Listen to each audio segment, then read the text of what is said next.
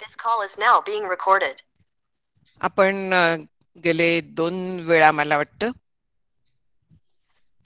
आपण 2 वेळा प्रयत्न केला की आधी ते जे टेबल दिलेलं आहे त्या तक्त्याप्रमाणे ईश्वर, जग, जीव, ब्रह्म यांच्या सर्वसाधारणपणे संकल्पना आपण समजून घेतल्या. आता प्रत्यक्ष ग्रंथाला आपण सुरुवात करतोय. पहिलं प्रकरण आहे तत्वविवेक. इथे 3 भाग पाडल्यात म्हणून सांगितलेलंच आहे. हे विवेक प्रकरण जे आहे तर त्यातलं पहिलं जे आहे ते तत्वविवेक म्हणून आहे. आता तत्व म्हणजे काय? मुळात तत्वाचा विवेक करायचा आहे. एक एक आपण शब्द बघूया की तत्व म्हणजे तत्व. तत् म्हणजे ते म्हणजे ब्रह्म किंवा तेपणा. तत्व म्हणजे आता तेपणा याचा अर्थ असणेपणा आणि अखंड असणारं फक्त ब्रह्म आहे. म्हणून तत्व जे आहे तर ते ब्रह्माला तत्व असं म्हणण्यात येतं. आणखीन त्या तत्वाचा विवेक करायचा. आता विवेक म्हणजे काय अर्थ आहे? विवेक विच या धातूपासून आहे. त्याचं पृथक्करण हा अर्थ आहे. पृथक्करण करायचं. समोर जे काय दिसेल त्या गोष्टीचं पृथक्करण करायचं. आणखीन त्यातनं जे योग्य आहे ते निवडायचं आणि अयोग्य ते टाकायचं. आपण व्यवहारात पण म्हणतो की अरे जरा विवेकाने वाग, जरा सारासार विचार कर, विवेक कर.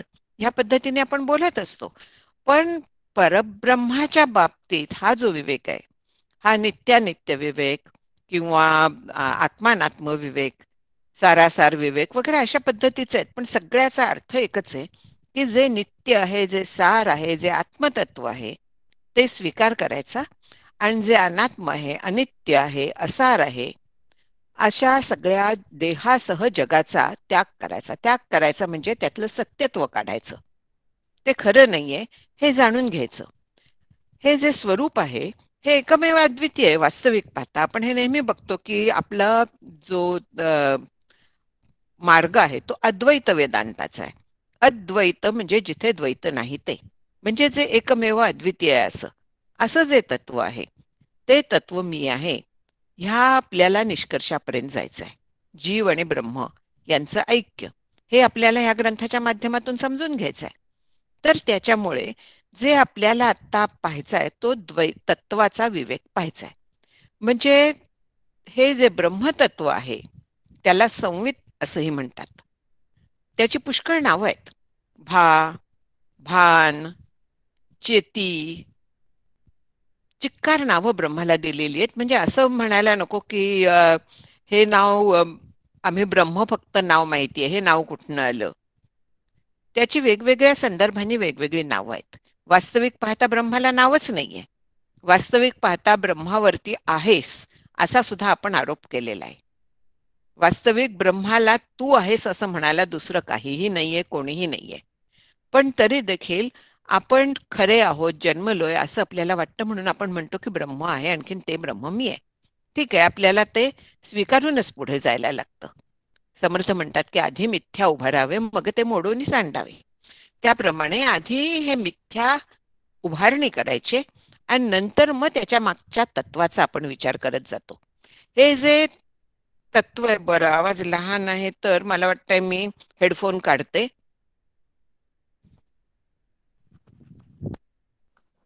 आता येतोय आवाज? बरं आहे आता जरा? ठीक आहे.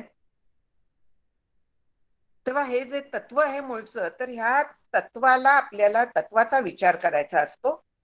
आणखीन त्यासाठी ह्या ग्रंथाची सुरुवात केली. आता पहिला जो श्लोक आहे तो मंगलाचा श्लोक म्हणतात. मंगल म्हणजे आपल्याला माहितीये की कुठलाही ग्रंथाच्या आरंभी, विशेषतः परमार्थाच्या ग्रंथाच्या आरंभी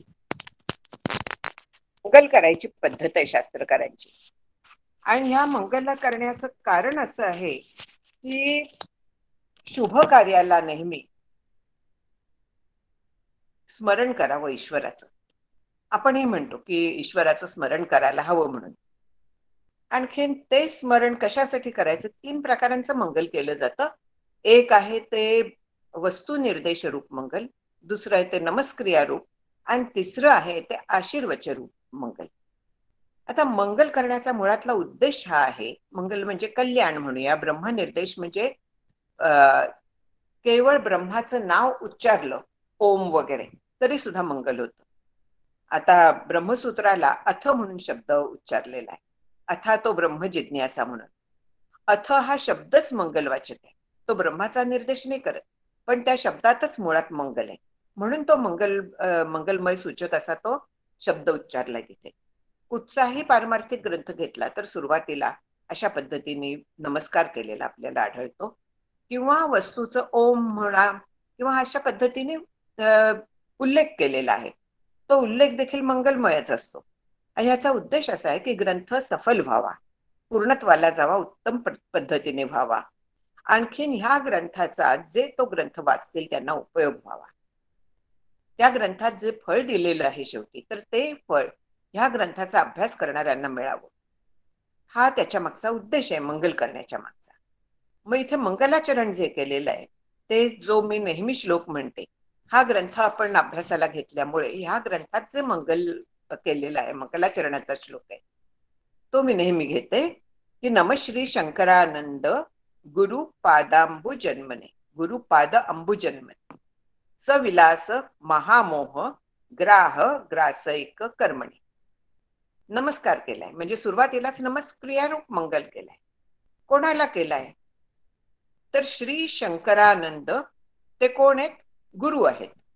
आता आपण एक पाहिलं होतं थोडंसं सुरुवातीला की भारती तीर्थांनी हा ग्रंथ पूर्ण केल्यानंतर म्हणून, पण नंतर मला असाही एक रेफरन्स मिळाला की भारती तीर्थ हे शंकरानंदांच्या नंतर त्या पदावरती आले होते, त्यांच्या गादीवरती बसले होते. आणखीन ते विद्यारण्यांचे काय म्हणूया सिनियर गुरुबंधू होते. त्यांचे गुरु जे होते ते शंकरानंद म्हणून होते. आणखीन आता कुठले म्हटले मी, ते त्यांचे गुरुबंधू होते, ज्येष्ठ गुरुबंधू होते. आणि त्यांना तो ग्रंथ त्यांनी दाखवला आणि तो त्यांना खूप आवडला आणि त्यांनी तो पूर्ण केला वगैरे, ती कथा पुढली माहिती आपल्याला. इथे शंकरानंद म्हणून जे गुरु आहे, गुरु हा शब्द जो आहे तो परत ब्रह्मवाचक आहे. श्री गुरु जे आहे ते प्रत्यक्ष परब्रह्म असतात. जो ब्रह्म जाणतो तो ब्रह्मच होतो अशी श्रुती सांगते. ब्रह्मवेद ब्रह्मैव भवती म्हणून सांगितलेलं आहे. म्हणून आता शंकरानंद गुरु हे जे आहे तर हेच मुळात वस्तुनिर्देश रूप मंगल झालेलं आहे. आणि शंकराचा अर्थ सुद्धा असा आहे, श्री म्हणजे ज्याच्याजवळ संपूर्ण ऐश्वर्य आहे, किंवा श्री बऱ्याच प्रकारची असते. आपल्याला श्री म्हणजे एक पैसा ह्या अर्थी माहितीये, लक्ष्मी या अर्थी माहितीये, पण समर्थ सांगतात की मोक्षश्रिया अलंकृत ऐसे हे संत श्रीमंत जीव दरिद्री असंख्यात नृपती केले. म्हणजे मोक्षश्रिया सुद्धा आहे, गुण संपदा आहे, अशा अनेक संपदा आहेत, श्री आहेत. इथे शंकरांना श्री हा मागे लावलेला आहे की त्यांच्याकडे ईशता आहे, त्यांच्याकडे पावित्र्य आहे आणि ते ब्रह्मरूप झालेले आहे. शंकरचा अर्थच आहे शम करोती, म्हणजे जे कल्याण करतात ते शंकर. आणि श्री गुरूंच्या इतकं कल्याण करणारं दुसरं कोणीही नाहीये ह्या जगात. आपल्याला आई वडील जन्म देतात, पण श्री गुरु आपल्याला जन्म मरणाच्या परंपरेतनच मुक्त करतात. जन्माला आल्यानंतर आपल्याला अनंत दुःख सोसावी लागतात. श्री गुरु आपल्याला ह्या दुःखातनं कारण सुद्धा दुःखाचं समूळ नाहीसं करतात आणि केवळ तिथे आनंद राहतो. म्हणून श्री गुरूंच्या सारखं श्रेष्ठ दुसरं कोणीही नाहीये.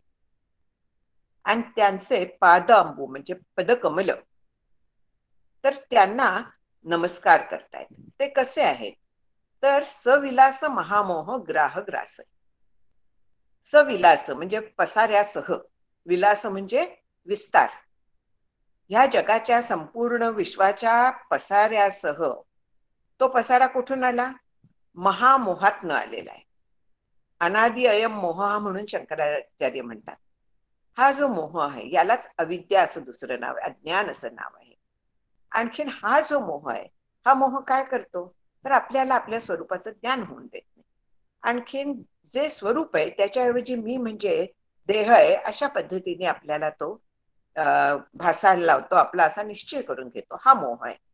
आणि हा जो महामोह आहे म्हणजे मूळ अविद्या आहे, तर ती मगरीसारखी आहे. ग्राह म्हणजे मगर. आणखीन त्या मगरीने जे आपल्याला पकडून ठेवलेलं आहे त्या मगरीचा तिच्या ह्या सगळ्या पसाऱ्यासह नाश करणे हे त्यांचं कार्य आहे. श्री गुरूंचं कार्य काय आहे? तर हा महामोह जो आपल्याला ग्रासून ठेवलेला आहे, ज्या मगरीने आपल्याला तिच्या मिठीत, मगर मिठी म्हणतात ना, तसं पकडून ठेवलंय, तर त्या मगरीचा समूळ नायनाट करणं हा त्यांचा मुख्य काम आहे. आणि अशा शंकरानंद नावाच्या श्री गुरूंच्या चरणकमलाला परत नमस्कार केलेला आहे त्यांनी. आता पुढे काय श्री गुरु आपल्याला काय करतात ते पाहिलं की जे कार्य दुसरं कोणीही करत नाही ते एक श्री गुरु करतात म्हणून समर्थ पण सांगतात. दासबोधात गुरुस्तवनात म्हटलेलं आहे की बाकी कोणीही जे करत नाही असं कार्य श्री गुरु करतात. म्हणून श्री गुरूंच्या साठी त्यांना नमस्कार करणं हे ब्रह्माला म्हणा, आपल्या स्वरूपाला म्हणा, जे कोणी देवदेवता आहेत त्या सगळ्यांना म्हणा, एक नमस्कार केला की त्या सगळ्यांना पोचतो तो. मग आता पुढे काय सांगतायत ते की हे ग्रंथ कोणासाठी आहे हे आता पुढे सांगितलंय. नमन केलंय. कुठल्याही ग्रंथाला अधिकारी लागतो. म्हणजे जसं MBBS जर का व्हायचं असलं तर आधी 12वीला चांगले मार्क मिळवून पास व्हायला लागतं. MD करायचं असलं तर MBBS आपल्याला पास व्हायला लागतं. तो जसा अधिकार आहे तसाच इथे कुठला अधिकार आहे, ह्या ग्रंथाच्यासाठी कुठला अधिकार आहे, तर ज्यांचं चित्त शुद्ध झालेलं असतं, म्हणजे साधन चतुष्टय संपन्न हा जो शब्द अनेक वेळा आपण ऐकतो, तर असे जे आहेत ते ह्या ग्रंथाचे अधिकारी आहेत. इथे फक्त त्यांनी चित्त शुद्ध केलेलं, शांत केलेलं एवढाच उल्लेख केलाय. पण ज्या वेळेस चित्तशुद्धी येते तेव्हा तिच्या मागे निष्काम कर्म, निष्काम उपासना, शम दम उपरम, श्रद्धा, समाधान, तितिक्षा, विवेक, वैराग्य या सगळ्या गोष्टी येतात. याला अध्याहार म्हणतात. म्हणजे एक गोष्ट जेव्हा सांगतात तर तेव्हा त्याच्याबरोबर दुसरी येतेच आपोआप. याला उदाहरण एक वाचलं होतं मी की जेव्हा मेहुण म्हणतात तेव्हा त्या एका शब्दात पती आणि पत्नी दोन्ही येतात.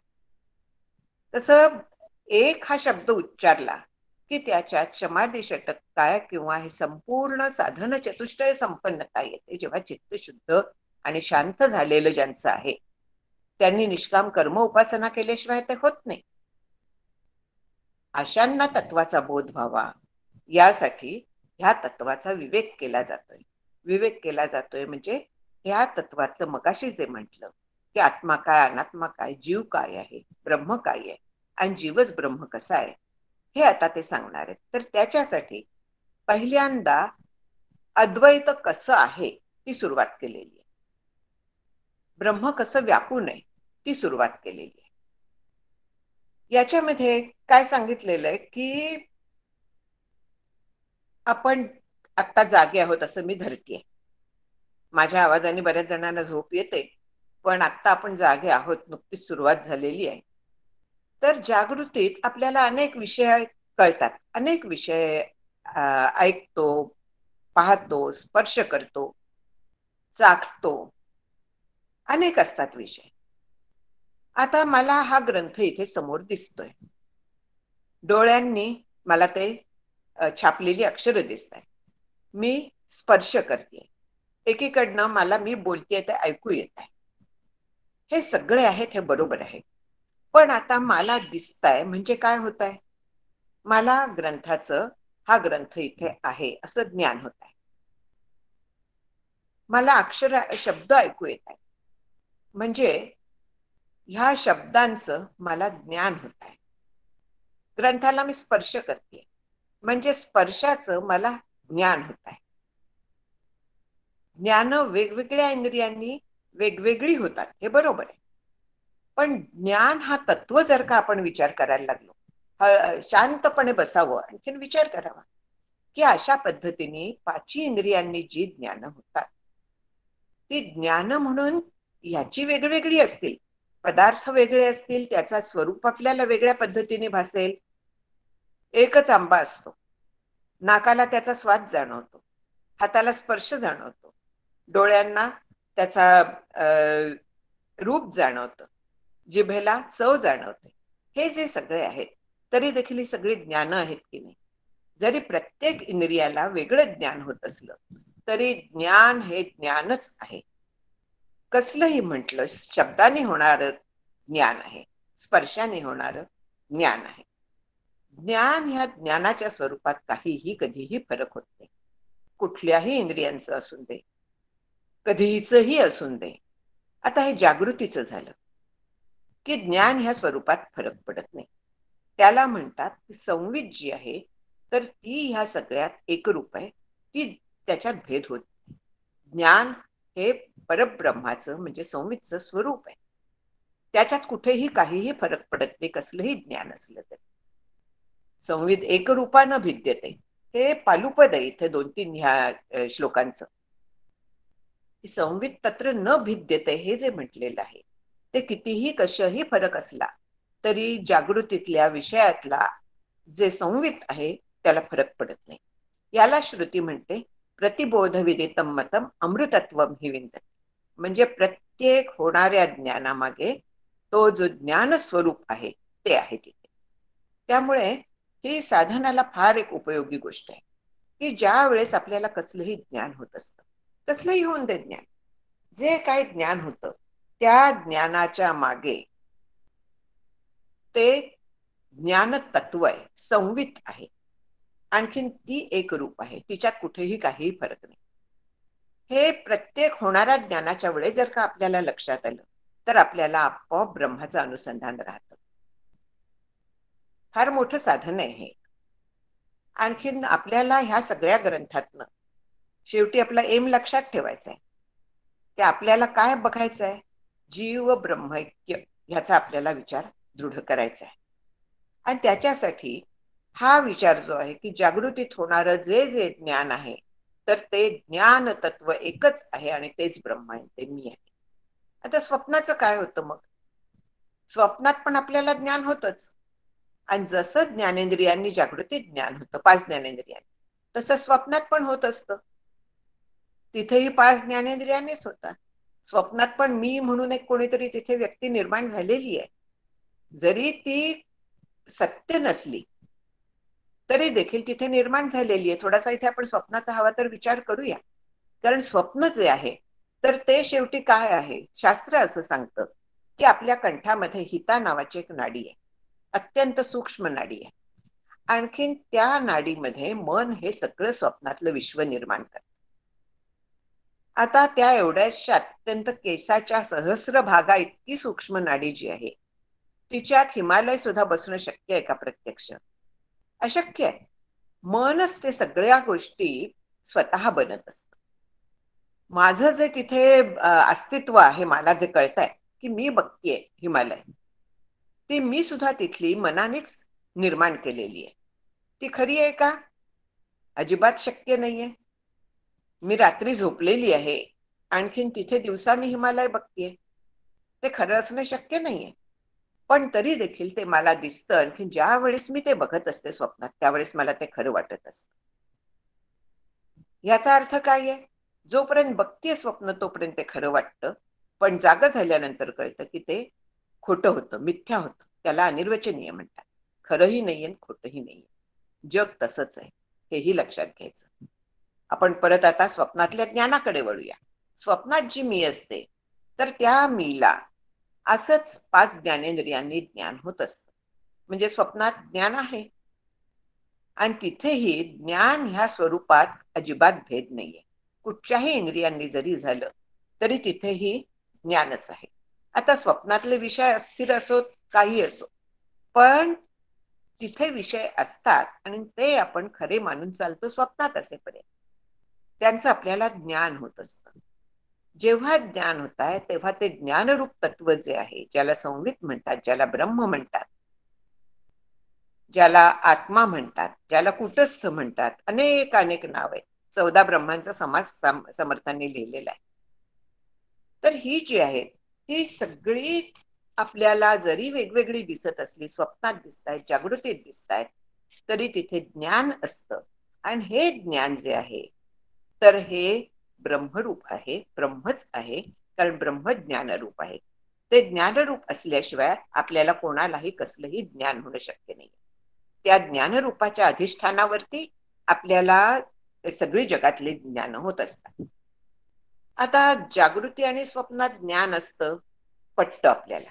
ते ज्ञान जे आहे ते संविद रूप आहे, म्हणजे ब्रह्मरूप आहे, म्हणजेच ब्रह्माच्या अधिष्ठानावरती ते होत असतं, हे मला पटलं. मग सुषुप्तीत काय आहे? सुषुप्ती म्हणजे गाढ झोप. सुषुप्तीतही ज्ञान असतं. ते कसं असतं? आपण म्हणू की मला काहीच कळलं नाही, काहीही कळलं नाही. झोपेत न उठल्यानंतर अजिबात काहीही माहिती नाही त्या काळातलं. पण काही माहिती नाही हे कळलं की नाही? मला गाढ झोप लागली होती, छान वाटतंय, सुखात होते, आणि मला तेव्हा काही कळत नव्हतं. ह्या सगळ्या गोष्टींचं आपल्याला सुषुप्तीतलं ज्ञान आहे. हे खरं आहे की तिथे हे ज्ञान स्वीकारणारी बुद्धिवृत्ती नाहीये. आपली जी स्थूल बुद्धिवृत्ती आहे की जी जगामध्ये कायम ज्ञान करून घेत असते, स्वप्नात देखील आपल्याला ती ज्ञान करून देत असते. तिथे विवेक जरा कमी असतो, त्यामुळे वडाची पारंबी पिंपळाला वगैरे अशा पद्धतीने उलट सुलट सगळं दिसत असतं स्वप्नात. पण तरी देखील तिथे जाग असतं, बुद्धिवृत्ती असते, आणि त्याच्या सहाय्याने आपल्याला ज्ञान होत असतं. पण स्वप्नात तर तसं काहीच नसतं. संपूर्ण अंतःकरण लीन झालेलं असतं आपल्या अविद्येमध्ये, म्हणजे अज्ञानामध्ये, झोपेमध्ये लीन झालेलं असतं. ती पूर्ण अज्ञानरूप अवस्था आहे. पण तरी पण तिथे ज्ञान आहे, आणि ते आपल्याला कळत आहे जागृतीच्या वेळात. जाग झाल्यानंतर गाढ झोपेतनं आपल्याला तिथे ज्ञान होतं, हे लक्षात येत आहे. मला कळलं नाही हेच तिथे ज्ञान आहे. तिथे आनंदात होते, छान वाटत होतं, हेच तिथे ज्ञान आहे. आणि ते ज्ञान घेणारी एक सूक्ष्म बुद्धिवृत्ती स्वीकारायला लागते.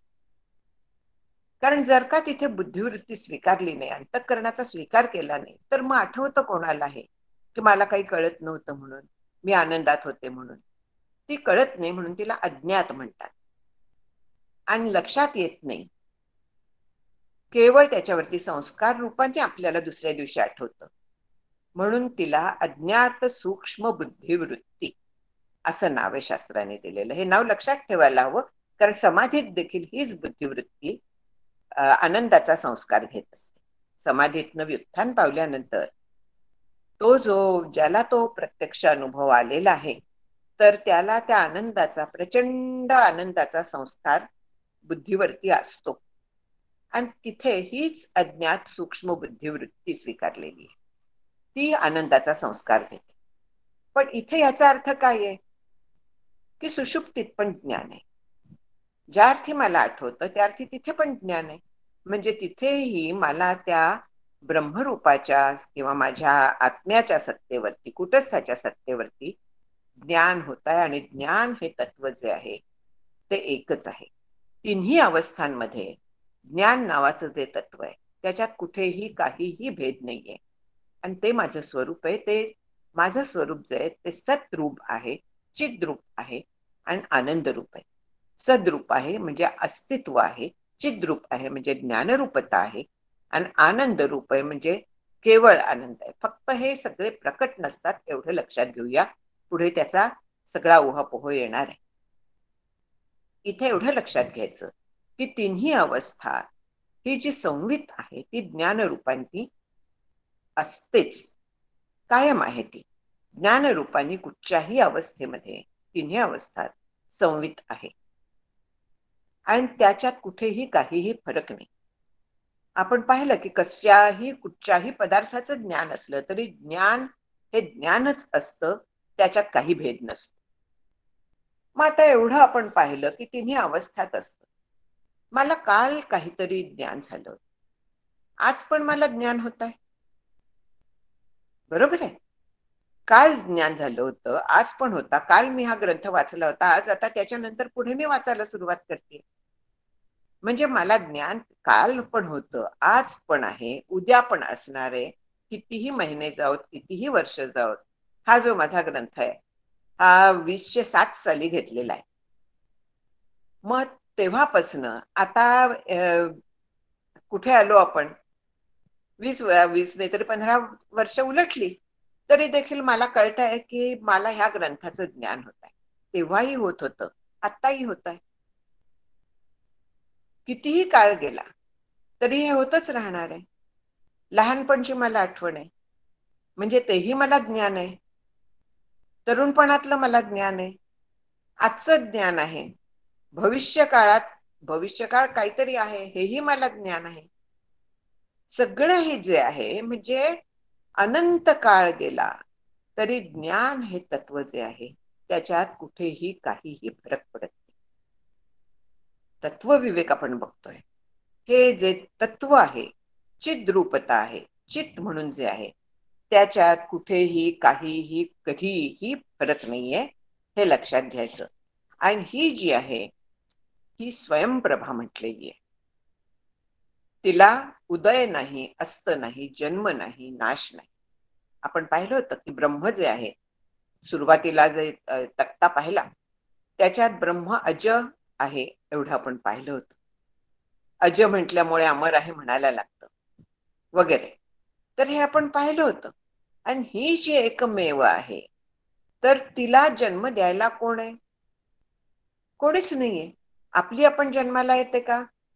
काय माहितीये का? कोणाला तरी काहीतरी तिच्याबद्दल माहिती आहे का? संवित नाही, असा काळच नाहीये. अनंत काळपर्यंत संवित आहे आहे आणि आहे.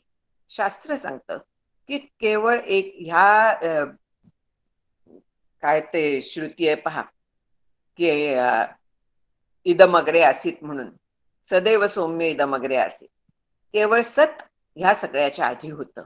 एकमेवाद्वितीय, एकमेव अद्वितीय असं केवळ एक सतरूप इथे होतं म्हणून श्रुती सांगते.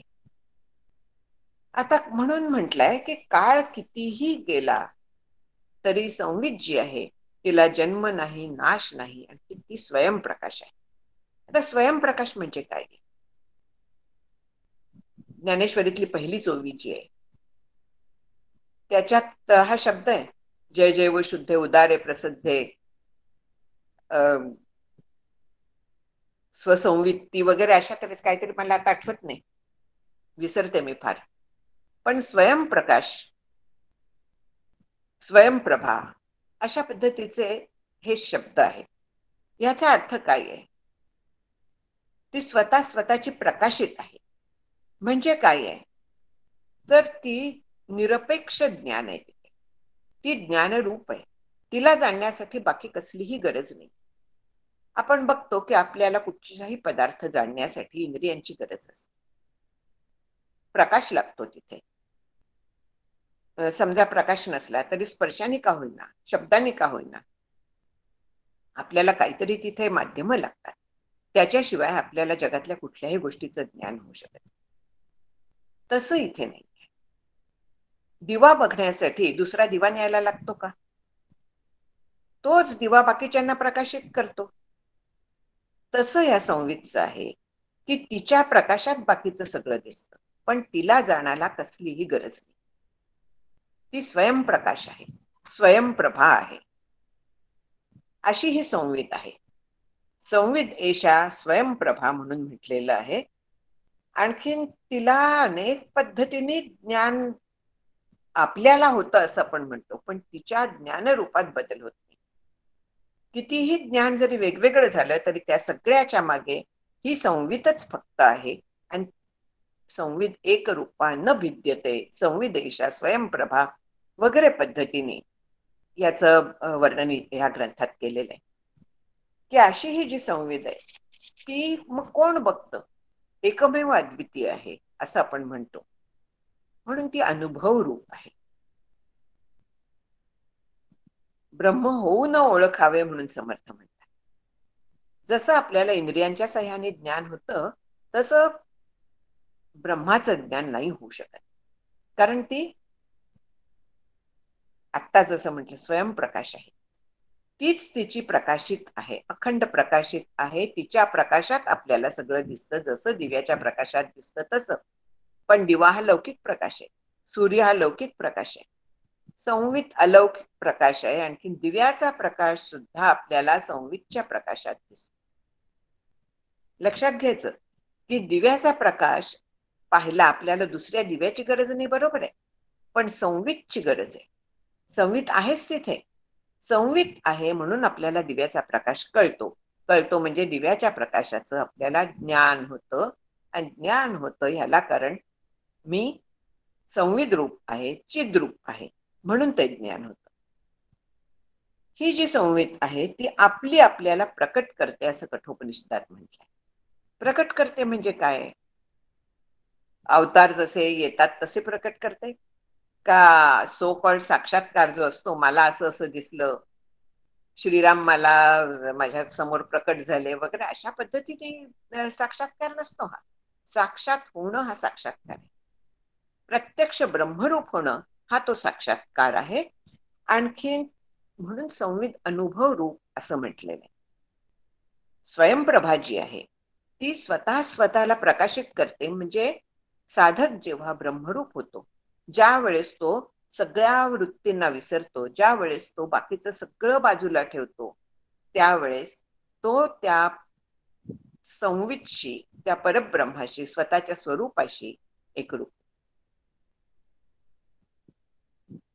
पाणी शुद्ध पाणी असलं ते शुद्ध पाण्यात मिसळलं, श्रुतीतलंच उदाहरण आहे. त्यांना वेगळं करता येत नाही.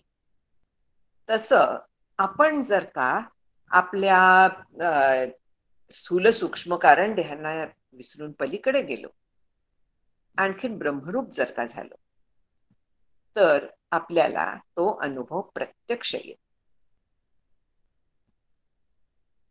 ब्रह्म होऊन अनुभवावे जे आहे, तर तिथे आपलं मन उरत नाही, पण आपण त्याच्यात पूर्ण विलीन झालेले असतो.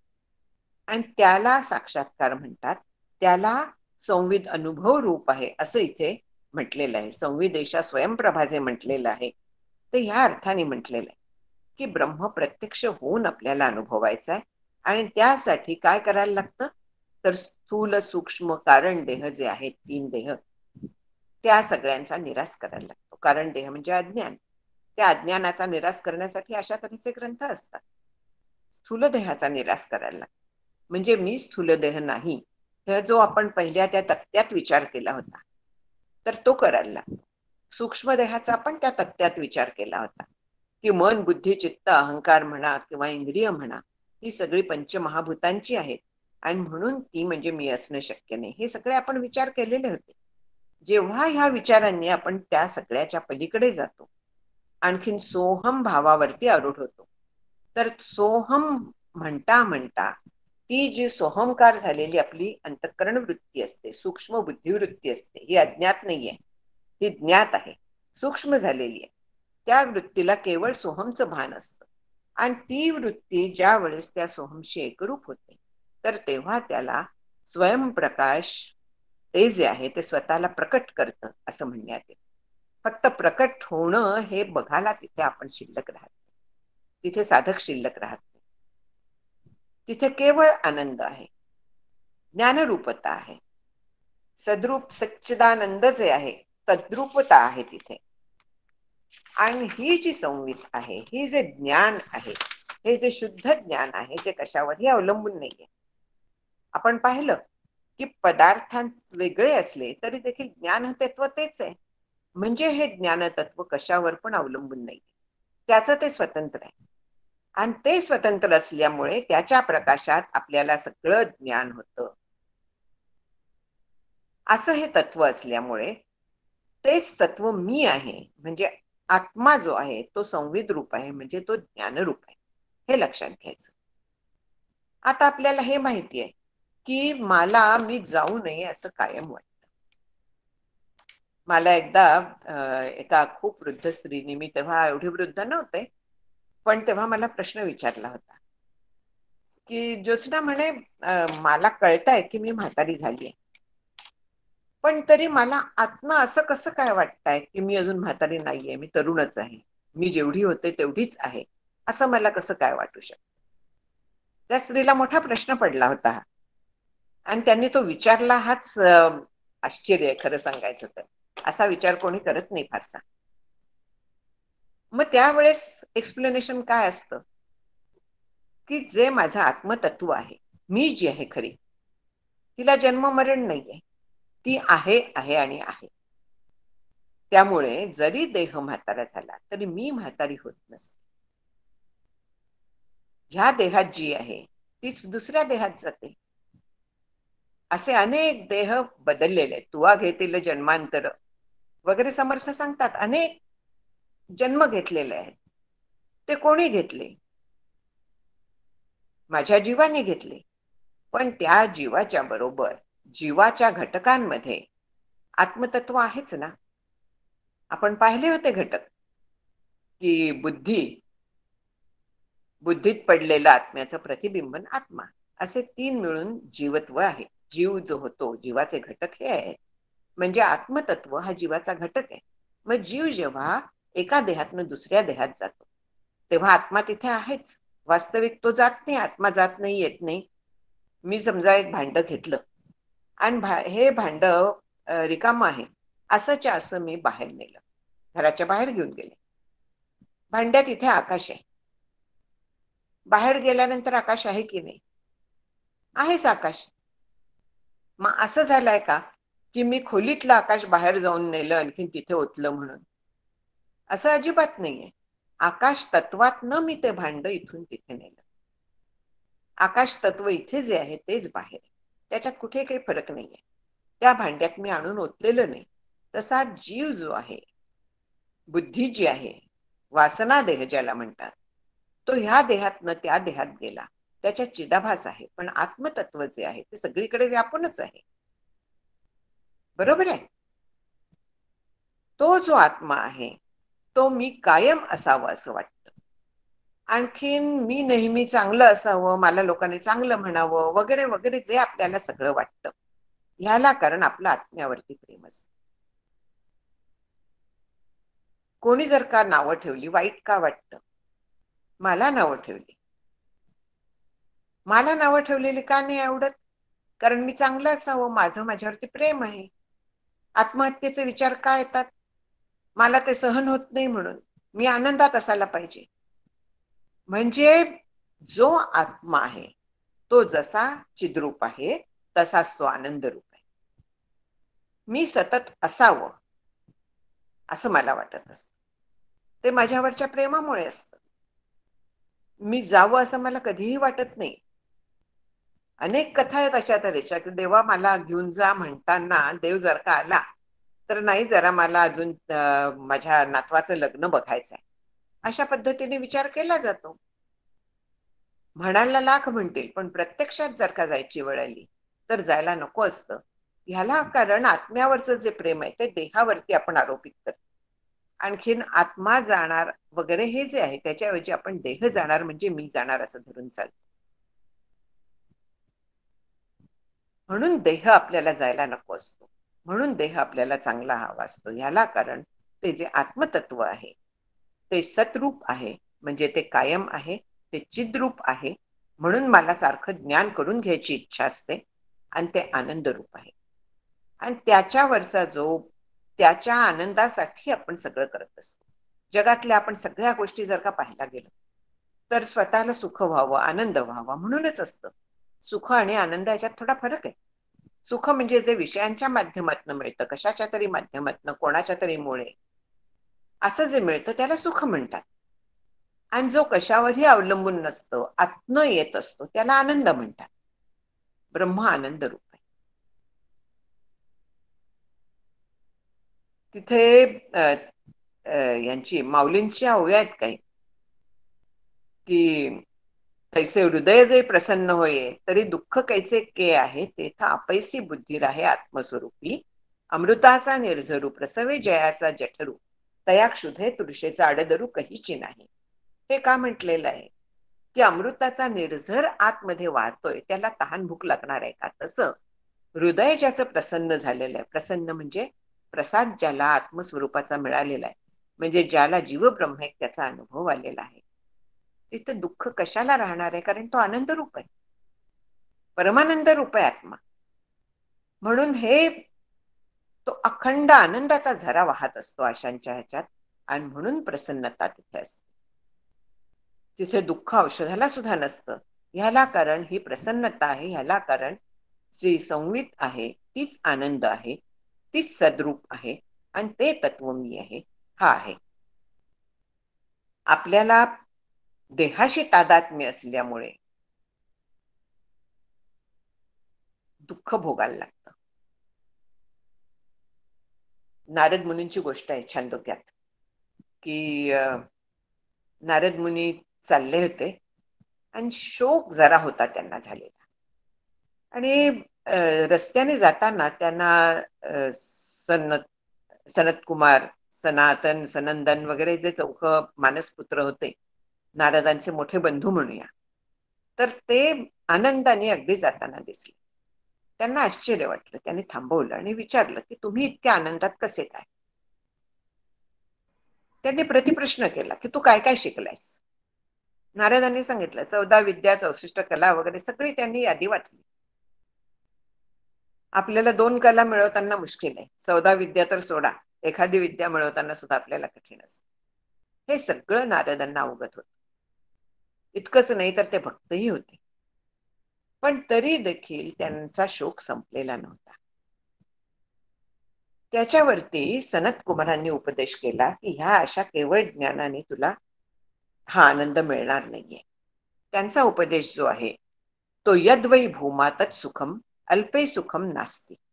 अल्प म्हणजे तू स्वतःला देहा एवढा मानतोस म्हणून तुला सुख होत नाही. तू ज्ञानाच्या मागे लागलास, पण तू ज्ञानरूप आहेस. तुझं स्वरूप जे आहे ते भूमा म्हणजे व्यापक आहे, फार मोठं आहे. असं असताना तू स्वतःला देहा इतका मानतोस, त्यामुळे तुला दुःख होत आहे.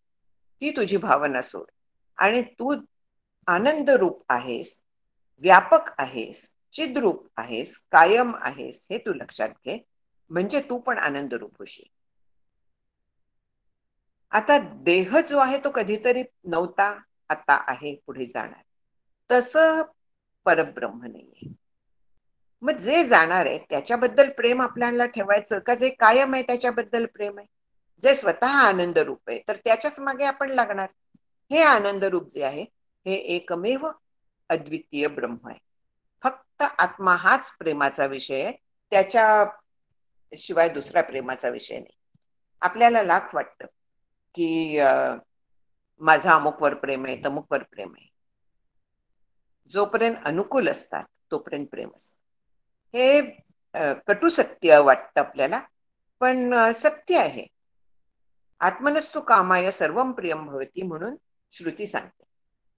तुकाराम महाराज म्हणतात की बहीण म्हणे दादा दादा जव तेजीमध्ये धंदा. आपल्याला गोष्टी माहिती आहेत अशा तऱ्हेच्या अनेक.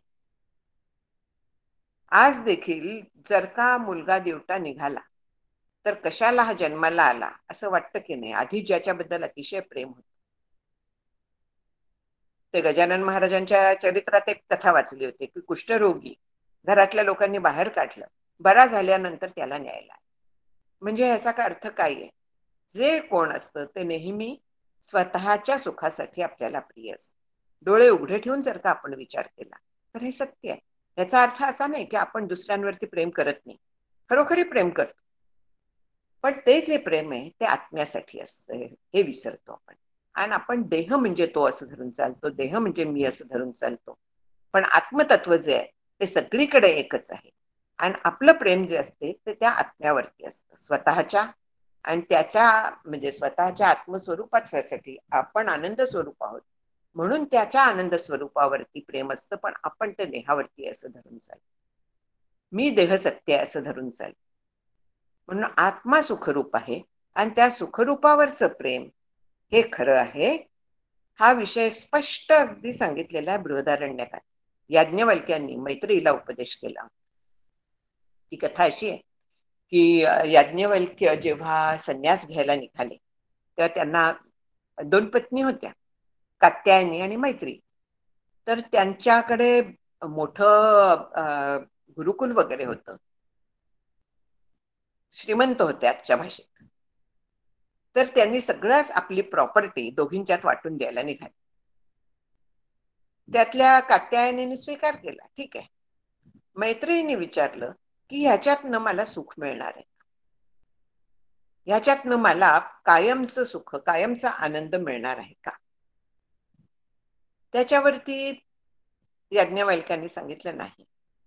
जगातली जी काय पैशांनी मिळणारी सुख आहेत अशा तऱ्हेची तुला मिळतील, पण त्याच्या पलीकडे तुला ह्याच्यातनं काही मिळणार नाही.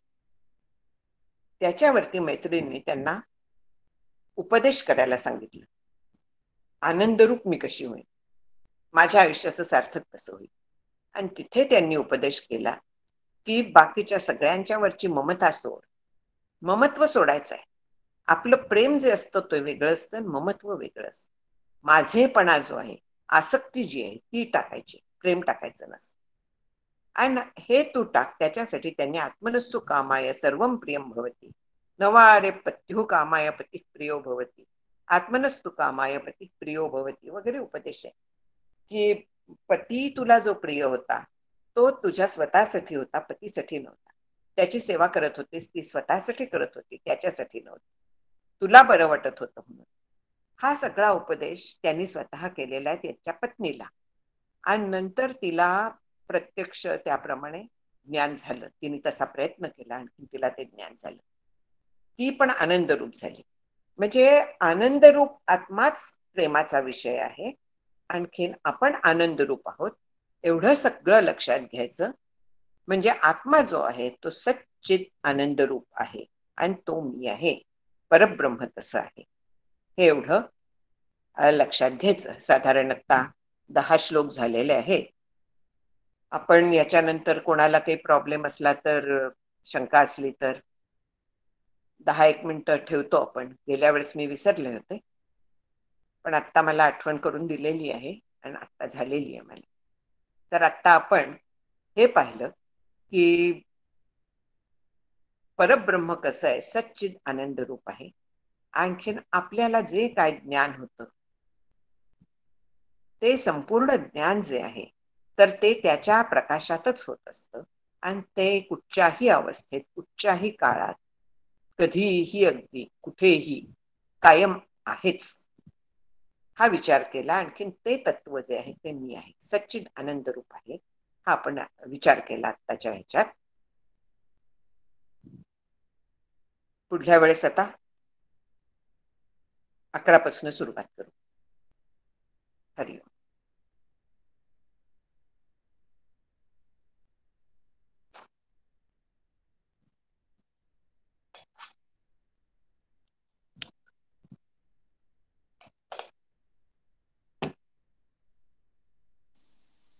हॅलो, नमस्कार. मी गीता बोलते. हं. मला एक विचारायचा होता प्रश्न. विचारू का? हा, बोला ना. काही नाही, मला विचारायचं होतं, म्हणजे तुम्ही आता सांगितलं की ते जिथे ज्ञान होतं, म्हणजे काही जेव्हा आपण शिकतो तेव्हा जे एखादा विषय कळतो, तर ती जी प्रक्रिया आहे, म्हणजे जिथे आपल्याला ऍक्च्युली जेव्हा कळतं तेव्हा जो जो आनंद होतो, सो ती प्रोसेस धरून धरायची का? म्हणजे मग त्या प्रोसेसनी ते जे ज्ञान, जी कळण्याची जी शक्ती, किंवा आपल्याला वाटतं की आपल्याला कळलं, तोच आनंद का? म्हणजे तसं तसं जायचं का मागे? असं म्हणजे तोच हरकत आत्म्यातला नाहीये आनंद का? तसं. तोही आत्मानंदच आहे. शेवट एक प्रकरण आहे, ब्रह्मानंदे विद्यानंद म्हणून. हा हा, अच्छा. की कुठचाही जो आपल्याला अचिव्हमेंटचा आनंद असतो म्हणा, किंवा कसलाही जो आनंद असतो तो शेवटी ह्या ब्रह्मानंदाचा भाग आहे. अच्छा. पण म्हणजे तसाच विषयातनं जो आनंद. आपल्याला सॉरी नाही नाही बोला ना. नाही, म्हणजे तो जो आनंद आपल्याला होतो तसाच, म्हणजे जेव्हा अल्टिमेटली समजा का आपल्याला साध्य झालं मी ब्रह्म आहे, तर तो आनंद तसाच असेल? त्याच्या किती पटींनी हे मला सांगता येत नाही, कोट्यवधी पटींनी. एक आनंदाची शिडी सांगितलेली आहे की तैत्तिरीयात पाहिलेली, वाचली आहे का तुम्ही? पुढे आपल्या या ग्रंथात आहे. पण एक मानुषानंद म्हणून एक परिमाण केलेलं आहे. म्हणजे सम्राट, तरुण, देखणा, विद्यासंपन्न, संपूर्ण प्रजा अनुकूल आहे, सगळे घरातले अनुकूल आहेत, उत्तम मंत्री आहेत, सम्राट आहे म्हणजे सगळ्यांना जिंकलेला आहे, शत्रू उरलेला नाहीये, वगैरे वगैरे वगैरे. आरोग्य संपन्न आहे, सुस्वभावी आहे, अशाला जो आनंद असतो तो एक मानुषानंद म्हणून म्हटला. मनुष्याला जेवढा आनंद होणं शक्य आहे तो म्हटलेला आहे. आणि त्याच्यानंतर त्याच्या 100 पट आनंद हा मनुष्य गंधर्वाला आहे. मनुष्य गंधर्वाच्या 100 पट आनंद देवगंधर्वाला आहे. त्याच्या 100 पट आनंद म्हणजे आता तुम्ही गुणाकार करायला लागा, मला येत नाही. आणि बापरे. असं त्यांनी खूप सांगितलंय आणि दरवेळेस सांगितलंय की त्याहून जास्त आनंद श्रोत्रिय ब्रह्मनिष्ठाला असतो. आलं लक्षात? जो श्रोत्रिय आहे, ब्रह्मनिष्ठ आहे, विरक्त आहे, त्याला जगातल्या कोणाच्याही पेक्षा आनंद जास्त असतो. त्या आनंदाचं वर्णनच नाही करता येणार असा तो आनंद असतो. आपण जर आनंदाच्या एका अंशावरती जग जगतं असं श्रुती सांगते. म्हणजे किती असेल त्याचा कल्पनातीत आहे, एवढंच मी सांगू शकते. आपल्याला तो केवळ अंश, आपल्याला जगात जो आनंद अनुभवलाय तो कितीही उत्कट आनंद असून दे, पण तो त्या आनंदाचा केवळ एक छोटासा अंश आहे. म्हणून तर करायचं आहे, आनंदासाठी करायचं आहे हे सगळं. बोल रुचा. थँक्यू. मला एक प्रश्न विचारायचा आहे की आत्ता मी जे ऐकलं त्यातनं मला असं समजलं की विचार करायचा आणि देह मी नाही, आणि मग त्या ब्रह्माचा विचार करायचा, सोहम वगैरे, ते वेगवेगळ्या म्हणजे आपल्या आपल्या कपॅसिटी प्रमाणे. पण मग असं पण मी कुठेतरी म्हणजे ऐकलं की सोहमचा जप करून तुम्ही सोहम होऊ शकत नाही, विचारच पाहिजे तिथे. पण मग आहे.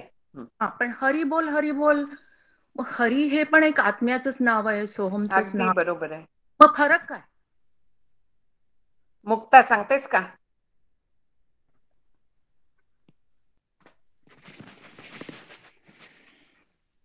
आहे का मुक्ता? हा, आले, मी अनम्यूट केलं. हो, हरी हे जे आहे हे मुख्यतः सगुण साकार जे दैवत असतं आपलं, त्याच्या उद्देशून जे हरी आहे, नाम आणि रूप ज्याला आहे ते सगुण साकार अवताराला असतं. आपल्याकडे जे देव आहेत, ती देव ही संकल्पना आपण चत्वार देव अशा स्तरामध्ये मांडलेली आहे. त्याच्यामध्ये सगुण प्रतिमा हा पहिला स्तर, ज्या प्रतिमेची आपण पूजा करतो किंवा आराधना करतो. ही प्रतिमा एखाद्या अवताराची असते, म्हणजे रामाची प्रतिमा किंवा कृष्णाची मूर्ती अशी असते. तर सगुण साकार अवतार हा देवाचा दुसरा स्तर, सगुण निराकार ईश्वर हा तिसरा स्तर, आणि निर्गुण निराकार आत्मा किंवा परब्रह्म हा चौथा स्तर. तर हरी हे जे आहे हे सगुण साकार अवतार जे आहेत त्यांचं नाम आणि त्यांचं रूप आहे, आणि ते नाम आणि ते रूप घेणं शक्य आहे, त्याचं जप करणं शक्य आहे. पण निर्गुण निराकार जो परब्रह्म आहे किंवा परमात्मा आहे, त्याचं आपण जेव्हा ध्यान करतो तेव्हा ते 6 अहम अशा पद्धतीने करायचं असतं, म्हणजे ते मी आहे अशा पद्धतीने करायचं असतं, आणि त्याचा तिथे जप सांगितलेला नाहीये. निर्गुण निराकार जो आत्मा असतो तो मी आहे अशा पद्धतीने विचार करायचा, आणि त्याचे जे सगुण साकार अवतार आहेत त्यांच्या नामाचा जप करायचा. पण दोन्हीत अर्थ तोच आहे, म्हणजे जप न करता मी तो विचार करायचा, किंवा तोंडाने हरी हरी म्हणायचं आणि तेच तत्व आठवायचं. म्हणजे तसं म्हणजे मला आय डोंट नो, जरी समजा सोहम हा जप केला आणि 6 म्हणताना ब्रह्म आठवला आणि हरी हरी म्हटलं, तरी अर्थाच्या दृष्टीने तेच आहे ना, असं मला काय डोंट नो. मी थोडस बोलू का? हॅलो हॅलो, आवाज येतोय माझा? हा, बोला बोला. हा, मला असं वाटतं की हरिनामाचा जप करणं ही पहिली स्टेज असू शकते सोहम पर्यंत पोहोचण्याची. पण जेव्हा तुम्ही सोहम ला जाणता तेव्हा मग तुम्हाला हरीचा जप करण्या म्हणजे काय म्हणूयात त्याला, ती स्टेप तुम्ही पुढे गेलेला असतात. पण आधी काही काहींना हरीचा जप करावा लागेल, एकदम सोहमची स्टेज कदाचित अचीव होणार नाही, पण काही काहींना सोहमची स्टेज अचीव होते, कारण तो मी आहे हे कळणं हे काही काहींना परस्पर कळतं, असं मला वाटतं. म्हणजे आता हो, हे त्यामुळे एका दोन्ही एक आहे असं म्हणता येणार नाही, पण एक थोडस जाणायला हवं आधी. म्हणजे भक्ती केल्याशिवाय तुम्हाला आनंद रूप कदाचित होता येत नाही, किंवा काही काहींची भक्तीची स्टेजही पुढे गेलेली असते आणि भक्तीतनं माणूस ह्याच्यात आलेला असतो, काय म्हणूयात, अम, पहावे आपण असे आपण, म्हणजे सगळीकडेच मग शेवटी आपल्याला आत्मतत्वच दिसायला लागतं. पण मी म्हणते करण्याच्या स्टेजला तेच आहे दोन्हीमध्ये. फक्त मला असं म्हणायचं नाही, होतं येस एक येस, एक फक्त मी बोलते फक्त जाणीवेची स्थिती. हा हा हा, सॉरी. मुक्ताला बोलून दे. हो, ह्याच्यामध्ये कर्ण कृती हा जो पार्ट आहे, जप हा जो आहे, ही कृती आपण असं गृहीत धरलं तर जप करताना नामाचा जप करायचा आणि सोहम हे जे आहे त्याच्यामध्ये निर्विचार स्थिती अपेक्षित आहे. सोहम हा जो विचार आहे, सहा अहम असा एक 2-3 वेळेस विचार करून तो मी आहे अशा भावनेमध्ये दुसरा कुठलाही स्थूल विचार मनामध्ये न येता निर्विचार स्थितीमध्ये कुठलाही इतर विचार न येता मनामध्ये काही क्षण तरी तसं बसणं अपेक्षित आहे. आणि सोहमची ही जी सोहमला पकडून ठेवण्याची ही जी स्थिती आहे, ध्यानामधली जी स्थिती आहे, त्याच्यामध्ये आयडियली आपला जो स्थळ काळ स्थूल देह या सगळ्यांचा संपर्क आपल्याला तुटलेला असतो आणि केवळ सहा अहम या शेवटच्या त्या चौथ्या महाकारण देहाच्या अवस्थेमध्ये आपण राहतो आणि ती पूर्णपणे निर्विचार स्थिती आहे. ऑन द कॉन्ट्ररी, आपण जेव्हा जप करतो तेव्हा त्या जपामध्ये आपण ज्या दैवताचा आपण जप करतोय त्याचं आपण रूप बघतो, त्याचं आपण नाम घेतो आणि ते सगळं करत असताना हा ब्रह्मरूप आहे आणि मी देखील ब्रह्मरूपच आहे अशा भावनेने एकरूप होण्याचा प्रयत्न करतो. जप करत असताना हळूहळू जो जप करणारा आहे तो त्या नामीशी, म्हणजे ज्याचं आपण नाम घेतो त्याच्याशी एकरूप होतो. म्हणजे काका जे म्हणतात की माळ गळून पडते, की ते जे ऐक्य आहे ते आपोआप अचीव होतं जर आपण खरंच तेवढ्या भावनेने तसा जप केला तर. सोहम मध्ये आपण आरूढ होतो, सोहम मध्ये तो विचार करून आपण त्याच्यावर आरूढ होतो. आणि आता या दुसऱ्या ताई जसं म्हणाल्या की इन जनरल सोहम साधना करायची की नामजप करायचा हे एकतर आपल्याला आपले श्री गुरु सांगतात, दुसरं आपल्या पिंडानुसार ठरतं. आणि इन जनरल हे बैठकीच्या साधनेला बसल्यावरती सोहमचा विचार करताना जेव्हा आपण निर्विचार राहू शकत नाही तेव्हा काही काळ नाम घ्यायचं. नाम घेताना जेव्हा मन शांत झालं की मग परत सोहम वरती आरूढ होण्याचा प्रयत्न करायचा. असं सुरुवातीच्या काही काळामध्ये हे बॅक अँड फोर्थ करायला लागतं. पण शेवटी अल्टिमेटली नामसाधनेतून का होईना किंवा सोहम साधनेतून का होईना, शेवटी आपल्याला तो जो नाम घेणार आहे किंवा सोहम साधना करणार आहे त्याचं पूर्णपणे तिथे लीन होणं अंतःकरण वृत्ती हे अपेक्षित आहे. ती नामाच्या माध्यमातून असेल किंवा सोहमच्या माध्यमातून असेल. मूळचा जो प्रश्न होता ना, बरोबर आहे, हे सगळं छान झालं सांगितलं. पण तुमचं जे सोहमसार उपदेश भलापरी त्याचा जप नाही बोलिला असं जे तुम्हाला वाटत होतं, तिथीचा तो विचारची केला पाहिजे साधके दासबोधातली ओवी आहे, ह्याच्यावरती तुमचा प्रश्न होता. तर आत्ता जे मुक्तांनी सांगितलं किंवा यांनी सांगितलं की सोहम हा विचार जो आहे ना, आता हा ध्यानाच्या वेळचा एक आत्ताच झालं ते, पण सोहम विचार आत्ता जो आपला विषय झाला संपूर्ण, तो विचाराचा प्रश्न होता की नाही. सोहम हा तिथे बैठकीच्या ध्यानाचा नव्हता, हा चालता बोलता व्यवहार करताना हिंडता फिरता असं जे ध्यान, असं जे अनुसंधान आहे त्याचा हा विषय होता. आजचं आपलं संपूर्ण जे 10 श्लोकांचा विचार झाला तो आपण व्यवहारात वागत असताना सोहमच्या वरती कसे काय राहू शकू किंवा त्या अनुसंधानात सहाच्या म्हणजे ब्रह्मतत्वाच्या किंवा ईश्वराच्या म्हणा हरकत नाहीये, त्याच्या अनुसंधानात कसं राहू शकू हा विचार इथे केला. आणखीन जेव्हा अशा पद्धतीचा आपण विचार करतो आणि त्यानंतर ज्या वेळी आपण सोहमला जप नाही म्हणत आहे, मी जप म्हणायला लागतो, पण ऍक्च्युअली काय असतं, जेव्हा आपण सोहमच्या वरती कॉन्सन्ट्रेट करतो पूर्णपणे जपाच्या माध्यमातून म्हणा किंवा सतत त्या विचाराच्या माध्यमातून म्हणा, ज्या वेळेस केवळ सोहम राहतं त्यावेळी आपण महाकारण देहात पोचलेलो असतो.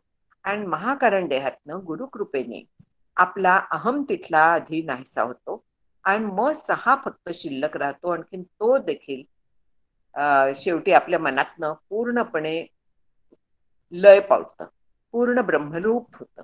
आणि तीच प्रोसेस ह्याच्यात पण होते, भक्तीच्या माध्यमातून, म्हणजे नामसाधनेच्या माध्यमातून पण होते. म्हणून तुकाराम महाराज म्हणतात की मुखी नाम हाती मोक्ष ऐसी साक्ष बहुतांची. आणि त्याला हे कारण आहे की जेव्हा आपण नाम घेतो तर त्यावेळी आता मुक्ताने जे सांगितलं, नाम आणि नामी यांचा अभेद आहे. म्हणजे ज्या नामीचं नाम आहे तर तेच नाम आणखीन तोच तो, हे एकरूप आहेत दोन्ही. आणि म्हणून तो जर का ब्रह्म असला, ज्याचं नाम घेतोय तो ब्रह्म असला तर आपण नाम ब्रह्माचंच घेतोय. आणि म्हणून नामाच्या साह्याने देखील आपण ब्रह्मरूप होऊ शकतो. जेव्हा आपण स्वतःला विसरतो नामाच्या ह्याच्यातनं पूर्ण, आणखीन स्वतःला नाही नुसतं तर नाम सुद्धा जिथे गळून पडतं, नाम घेणं सुद्धा जेव्हा थांबतं, जेव्हा स्वतःचीही जाणीव जाते, तर त्यावेळेस तिथे आपण ब्रह्माशी एकरूप होऊ शकतो. हे दोन्ही मध्ये आहे. हे फक्त ही पराभक्ती तेवढी दोन्ही तेवढंच कठीण आहे. म्हटलं तर सोपं आहे, थोडे चित्त सहाय्य झाली या. जर का आपलं चित्त सहाय्य झालं तर आपण असा अखंड अभ्यास करू शकतो. आणि मग बैठकीच्या वेळेस आपल्याला प्रत्यक्ष तसं होणं शक्य होतं. मला हे शेवटचंच विचारायचं होतं की हरी ह्या नावामुळे काहीतरी म्हणजे वेग जास्त होतो वेगळं का? काही नाहीये, वेगळं काही नाहीये. नाही, सोहम अनेक नाव आहेत, त्यातले आपल्याला जे पटेल ते घ्यावं, नाही म्हणजे जे कुठले आवडेल ते. Okay, thank you. समजलं. मला काय वाटलं, हरी म्हटल्यामुळे ते नुसतं वेगळं सोहम. काही नाहीये. आता हरी बोला म्हटलाय तर तिथे देखील राम पण म्हणतात कधी, बाकी पण नामं घेतलेली आहेत त्यांनी हरिपाठात. म्हणजे हरिबोला हे एकनाथी हरिपाठात आहे, ज्ञानदेवांच्या हरिपाठात आहे, सगळ्यांच्याच हरिपाठात जर का विचार केला तर 2-3 नाव आहेत त्या हरीला. थँक्यू. ताई नमस्कार, मी आरती पाटील बोलते.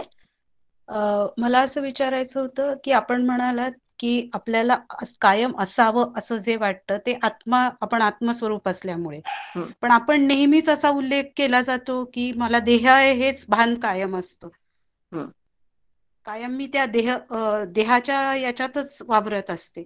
मग हे असं कसं, म्हणजे ते जरा मला हे सांगा की मला माझ्या देहाचं भान असतं म्हणालात ना तुम्ही? हो. म्हणजे माझा देह इथेच तुम्ही स्वीकारलत ना? हो. हे आपण विसरतो. बोलताना आपण म्हणतो माझा देह, माझं मन, पण जे माझं आहे ते मी असणं शक्य आहे का? हा आपला जो भ्रम आहे याच्यामुळे आपण अडकतो आणि त्याच्यामुळे घोटाळा होतो. आपलं खरं स्वरूप जे आहे तर ते सद्रूप आहे. मग जर का देहाच्या बद्दल एवढं हे असतं तर देह जेव्हा फार आपल्याला दुःख द्यायला लागतो, आत्महत्या का केली जाते? याच्यातून सुटीन मी मेल्यावर, म्हणतात की नाही असं, एकदाची मेल्यावर सुटीन म्हणून.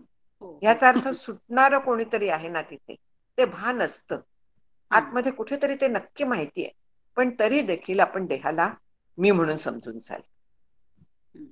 हा विचार जर का पक्का झाला तर आपण देहापासून वेगळे व्हायला लागतो, मनापासून वेगळे व्हायला लागतो. हेच आपल्याला हा ग्रंथ शिकवतोय. धन्यवाद ताई.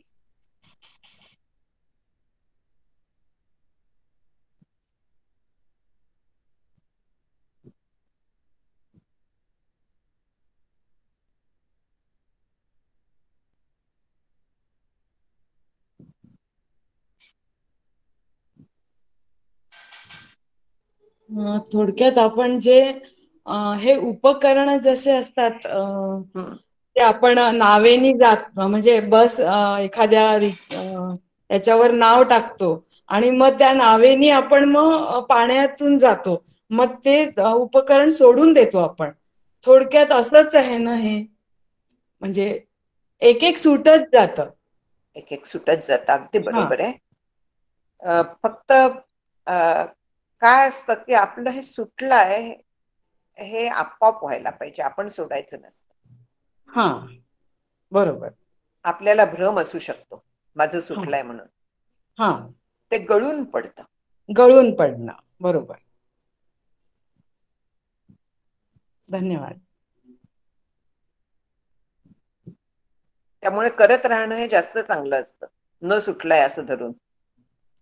बरोबर. करण्यात काही हार्म नाहीये, हो पण गरज असताना सोडून देण्यात फार मोठा तोटा आहे. बरोबर.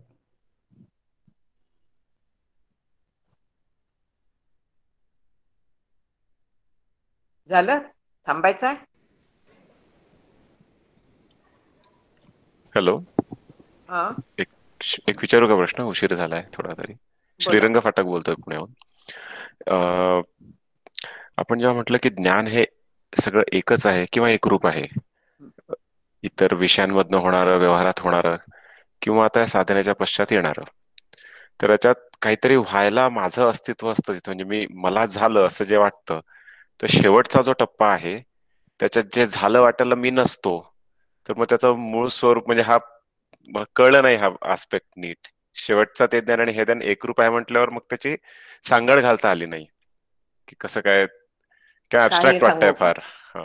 ते ऍबस्ट्रॅक्टच आहे सगळं हे. ते कळून घेणं म्हणजे विचारांनी आणखीन अशाच पद्धतीने समजून घ्यायला लागतं. पण आता मी जे म्हटलं की हा जो विचार आहे की मला जे ज्ञान होत आहे ते आतल्या ज्ञानरूपामुळे होत आहे, त्याच्या प्रकाशात तो जो आहे आत्मरूप, जो मी आहे, जो स्वयंप्रकाश आहे, त्याच्या प्रकाशात मला जगातल्या प्रत्येक गोष्टीचं ज्ञान होत आहे. आणि ते ज्ञान आणखीन तो एकरूप आहे. हे आपल्याला कधीही अनुसंधानाला फार उपयोगी पडतं. आणि अनुसंधान करता करता आपण त्याच्यात बुद्धीचा तसा निश्चय पक्का व्हायला लागतो. आणि जेव्हा तो पक्का होतो त्यावेळी बैठकीच्या वेळेस आपण प्रत्यक्ष ते होऊ शकतो. आणि ते तसं आहेच, ह्याच्यात प्रश्नच नाही आहे. ठीक आहे. सांगड घालायची ती दिव्याचंच उदाहरण याला आहे. दिवा पाहायला दुसरा दिवा लागत नाही. ज्ञान नावाचं तत्व जे आहे ते एकच आहे, कुठेही गेलं तरी. जर का तुम्ही शांत बसून विचार केला तर लक्षात येईल की ज्ञानाच्या स्वरूपात फरक नाही आहे. त्याच्या पर्टिक्युलर्स मध्ये विशेष ह्याच्यात फरक आहे, पण सामान्यपणे जे ज्ञान आहे त्याच्यात फरक नाही. तेच तत्व मी आहे, तेच चिद्रूप आहे.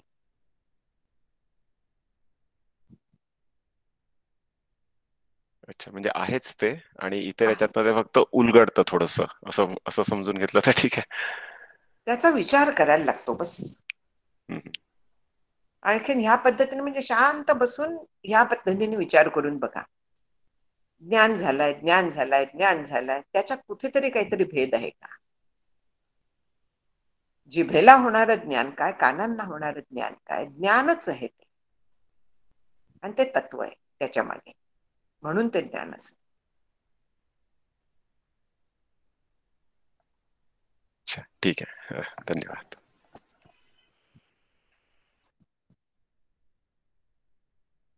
मुक्ता, काही बोलायचं याच्यावरती? तुम्ही केलंय मावशी कव्हर. आपल्याला जे फक्त मंदा ते सांगतात ह्याच्यामध्ये, आणि काकांनी पण सांगितलेलं आहे की कळणं या पातळीवरती एखादी गोष्ट आपल्याला कळते हेही आपल्याला कळतं, आणि एखादी गोष्ट मला कळली नाही हेही आपल्याला कळतं. त्यामुळे कळणं या पातळीवरती सगळं समान असतं. जागृतीमध्ये मला अनेक गोष्टी कळतात आणि अनेक गोष्टी कळत नाहीत, वेगवेगळ्या विषयांच्या संदर्भातल्या, वेगवेगळ्या ज्ञेयांच्या संदर्भातल्या. परंतु कळले आणि कळलं नाही हे दोन्ही कळतं. अशा दृष्टीने जर विचार केला तर मग हा गुंता सोडवायला थोडीशी मदत होते. आणि जसं जागृतीतलं आहे तसंच स्वप्नातलं देखील आहे, आणि तसंच सुषुप्तीतलं देखील आहे. कळलं नाही हे ज्ञान आहे सुषुप्तीत, तसंच जागृतीत पण असतं. हे मला कळलं नाही हे ज्ञान. त्यामुळे प्रत्येक गोष्ट कळते, आणि जी कळणारी प्रत्येक गोष्ट आहे ती ज्याच्या अधिष्ठानावरती कळते किंवा ज्याच्या प्रकाशात कळते तो आत्मा आहे आणि तो मी आहे. आपलं जे सगळं लक्ष असतं ते होणाऱ्या ज्ञानाकडे असतं, की मला गणित कळलं किंवा मला गणित कळलं नाही, मला पंचदशी कळली, मला पंचदशी कळली नाही. पण कोणाच्या प्रकाशात मला हे कळलं त्याच्याकडे आपलं लक्ष नसतं. त्यामुळे पंचदशी कळली अथवा पंचदशी कळली नाही हे ज्याच्या प्रकाशात कळलं तो मी आहे, आणि तो आत्मप्रकाश आहे. आणि तो आत्मप्रकाश जेवढा आणि जसा जागृतीत असतो तो तेवढा आणि तसाच स्वप्नात देखील असतो, आणि तो तेवढा आणि तसाच सुषुप्तीत देखील असतो. तो सगळीकडे कॉमन आहे आत्मप्रकाश. मुक्ताताई, हॅलो. हा. आणि मला असं वाटतं की हे ज्ञान एकदा झाल्यानंतर म्हणजे प्रत्येक वेळी आपण रिअलाइज नाही करत बसत की हा मला आता ज्ञान झालं, आता ज्ञान झालं.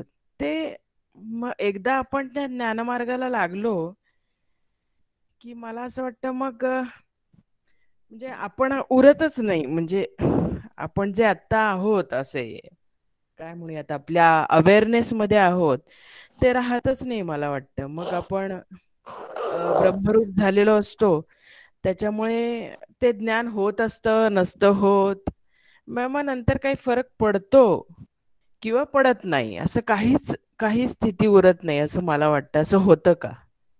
व्यावहारिक स्तरामध्ये जेव्हा आपण व्यवहार करतो तेव्हा ब्रह्मरूप होऊन आपण व्यवहार नाही करू शकत. कारण की ब्रह्मरूप करता म्हणजे व्यावहारिक म्हणजे त्यामुळे व्यावहारिक स्तरावरती व्यावहारिक स्तरामध्ये सगळी वृत्ती ज्ञान होतात आणि जी वृत्ती ज्ञान होतात ते आत्म्याच्या अधिष्ठानावरती होतात. फक्त जो जीवनमुक्त व्यक्ती असतो तो वृत्ती ज्ञानाच्या प्रवाहामध्ये वाहत जात नाही. तो ज्याच्या अधिष्ठानावरती किंवा ज्याच्या प्रकाशावरती ज्ञान होते त्याच्यावरती लक्ष ठेवून असतो आणि त्यामुळे व्यवहार करताना व्यवहारासारखा करतो, परंतु त्या ज्ञानाचा त्याच्यावरती अनुकूल प्रतिकूल असा परिणाम होत नाही आणि त्या होणाऱ्या ज्ञानाच्या प्रवाहात तो वाहत जात नाही. हा, करेक्ट. म्हणजे व्यवहारात मग ती शेवटी आपल्याला आपण म्हणतो की जी सुख दुःख होतात की मग ती पातळी आपण सोडून देतो असं मला वाटतं. की ती मावशींनी सांगितलं की आपण सोडत नाही यातलं काहीच, हे सगळं आपोआप होणारी प्रक्रिया आहे. त्या सहज असतं हे. ते काही उरतच नाही म्हणजे नंतर ते.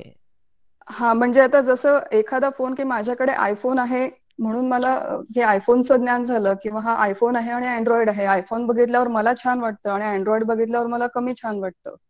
असे जे प्रकार आहेत तर आयफोन आणि अँड्रॉइड हे ज्याच्या प्रकाशात कळतात त्याच्यावरती जर एकदा लक्ष राहायला लागलं तर मग आयफोन असला काय आणि अँड्रॉइड असला काय त्याने काही फरक पडत नाही आपल्याला. काहीच फरक पडत नाही. पण ऍट द सेम टाइम व्यवहार करताना जर त्याची आवश्यकता असेल तर मी आयफोन वापरेन, जर अँड्रॉइडची आवश्यकता असेल तर मी अँड्रॉइड वापरेन.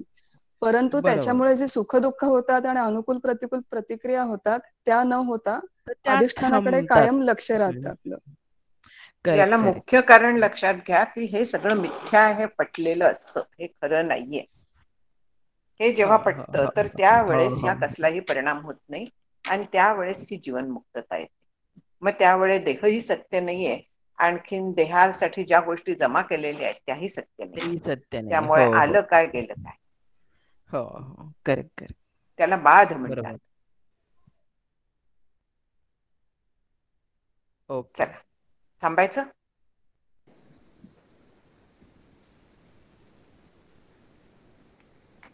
अजून काही प्रश्न असतील तर आपण व्हॉट्सअप ग्रुप ओपन केलाय, त्याच्यावर पाठवू शकता. प्रियांका आहेस का तू? हो, आहे. तू शेवटचा श्लोक घेतेस ना? हो, घेते. येतं ऐकू ना? हो.